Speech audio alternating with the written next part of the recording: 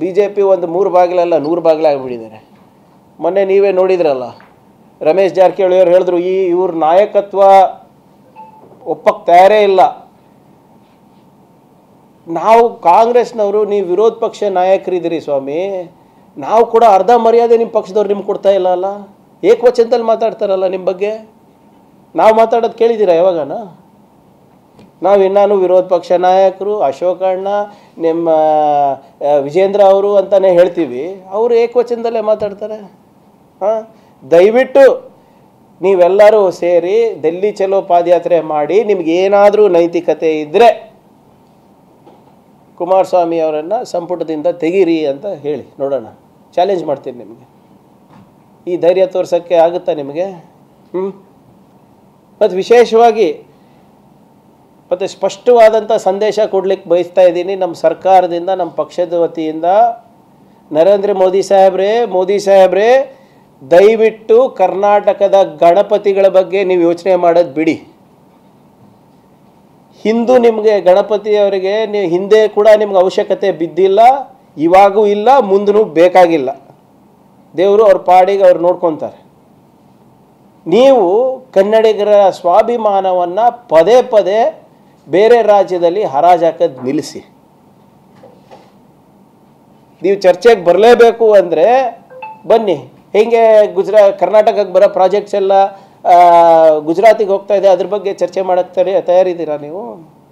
Black ಮೇಲ್ ಮಾಡಿ ಎಲ್ಲರೂ projects ನೀವು ಗುಜರಾತಿಗೆ ಕಳಿಸ್ತಾ ಇದ್ರೆ, ನೀವು ಗುಜರಾತ್ ಪ್ರೈಮ್ ಮಿನಿಸ್ಟರಾ, ಭಾರತದ ದೇಶದ ಪ್ರೈಮ್ ಮಿನಿಸ್ಟರಾ ನೀವು? ಅದ್ರ ಬಗ್ಗೆ ಚರ್ಚೆಗೆ ಬರ್ತೀರಾ? ಬರೋದಿಲ್ಲ. ಆಮೇಲೆ ನಿಮಗೆ ಮಾತಾಡೋಕ್ಕೆ ಇಷ್ಟನೇ ಇದ್ದರೆ ಕರ್ನಾಟಕದ ಬಗ್ಗೆ ಮಾತಾಡಿ, ಮಹದಾಯಿ ಬಗ್ಗೆ ಮಾತಾಡಿ, ಮೇಕೆದಾಟು ಬಗ್ಗೆ ಮಾತಾಡಿ, ನಮಗೆ ತೆರಿಗೆ ಆಗ್ತಾ ಇರುವಂಥ ಅನ್ಯಾಯದ ಬಗ್ಗೆ ಮಾತಾಡಿ, ಮುನಿರತ್ನ ಬಗ್ಗೆ ಮಾತಾಡಿ ಸರ್. ಯಾಕೆ ಮುನಿರತ್ನ ಬಗ್ಗೆ ಮಾತಾಡಿ, ಪ್ರಜ್ವಲ್ ಬಗ್ಗೆ ಮಾತಾಡಿ, ಯಡಿಯೂರಪ್ಪ ಅವ್ರ ಪಾಕ್ಸ್ಕೋ ಕೇಸ್ ಬಗ್ಗೆ ಮಾತಾಡಿ, ನಿಮ್ಮ ಏನು ಈ ಜಂಟಿ ಆಪ್ರೇಷನ್ ಇದೆಯಲ್ಲ, ಜಾಯಿಂಟ್ ಆಪ್ರೇಷನ್ ಲ್ಯಾಂಡ್ ಸ್ಕ್ಯಾಮ್ 100 ಕೋಟಿದು, 1 ಎಕರ್ 11 ಗುಂಟ ಗಂಗನಹಳ್ಳಿ ಇದೆ ಡಿನೋಟಿಫಿಕೇಶನ್ ಪ್ರಕರಣ ಬಗ್ಗೆ ಮಾತಾಡಿ. ನಿಮಗೆ ಏನಾದರೂ ಜವಾಬ್ದಾರಿ ಇದ್ದರೆ ಆ್ಯಸ್ ಅ ಪ್ರೈಮ್ ಮಿನಿಸ್ಟರ್, ನೀವೇನು ಇಷ್ಟು ದೊಡ್ಡ ನೀತಿ ಪಾಠ ಹೇಳ್ಕೊಂಡು ಹೋಗ್ತಿರಲ್ಲ ಎಲ್ಲ ಕಡೆ, ನಿಮ್ಮ ನಿಜವಾಗ್ಲೂ ಜವಾಬ್ದಾರಿ ಏನಾದರೂ ಇದ್ದರೆ ತಮ್ಮ ಮೌನವನ್ನು ಮುರಿರಿ. ಜನ ಮಾತಾಡ್ಕೊತಾ ಇದ್ದಾರೆ.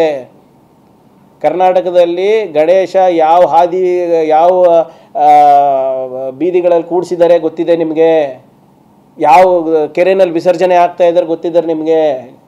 ಆದರೆ ಇಂಥ ಜ್ವಲಂತ ಸಮಸ್ಯೆಗಳ ಬಗ್ಗೆ ಮಾತಾಡ್ತಾ ಇಲ್ಲ ಅಲ್ಲ. ಯಾಕೆ ಮೋದಿ ಅವರು ಮೋದಿ ಆಗಿದ್ದಾರೆ ಅಂದ್ಬಿಟ್ಟು ಜನ ಮಾತಾಡ್ಕೊತಾ ಇದ್ದಾರೆ. ನಾನು ನಿಮಗೆ ಚಾಲೆಂಜ್ ಮಾಡ್ತೀನಿ, ನಿಮ್ಗೆ ಏನಾದರೂ ನೈತಿಕತೆ ಇದ್ದರೆ JDS ಅವ್ರ ಜೊತೆ ಸಂಬಂಧವನ್ನು ಕಡೀರಿ, ನೋಡೋಣ. ಕಡ್ದು ನಮ್ಮ ಯೂನಿಯನ್ ಮಿನಿಸ್ಟರ್ ಅವರಿಗೆ ಸಂಪುಟದಿಂದ ವಜಾ ಮಾಡಿ,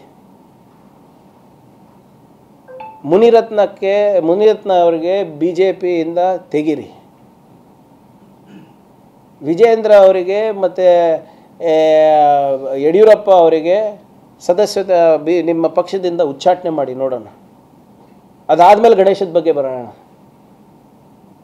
ಸೊ ಆದ್ದರಿಂದ ತಮ್ಮ ಮುಖಾಂತರ ಸ್ಪಷ್ಟವಾದಂಥ ಸಂದೇಶವನ್ನು ನಮ್ಮ ಪಕ್ಷದ ವತಿಯಿಂದ ನಾನು ಹೇಳಲಿಕ್ಕೆ ನಾನು ಬಯಸ್ತಾ ಇದ್ದೇನೆ. ಇವೆಲ್ಲ ವಿಚಾರಗಳನ್ನು ಪ್ರಧಾನಮಂತ್ರಿಯವರು ಯಾರು ಜವಾಬ್ದಾರಿ ಸ್ಥಾನಮಾನದಲ್ಲಿದ್ದಾರೆ ಇದ್ರ ಬಗ್ಗೆ ಮೌನ ಮುರಿಬೇಕು. ನಿಮಗೇನಾದರೂ ನೈತಿಕತೆ ಇದ್ದರೆ ನಾವು ಹೇಳ್ದಂಗೆ ಆ ಮಾರಲ್ ಹೈಗ್ರೌಂಡನ್ನು ನೀವು ತಗೋಬೇಕು ಅಂದರೆ ನಾವು ಹೇಳೋದನ್ನು ಮಾಡಬೇಕು ಅಂತ ಹೇಳ್ತಾ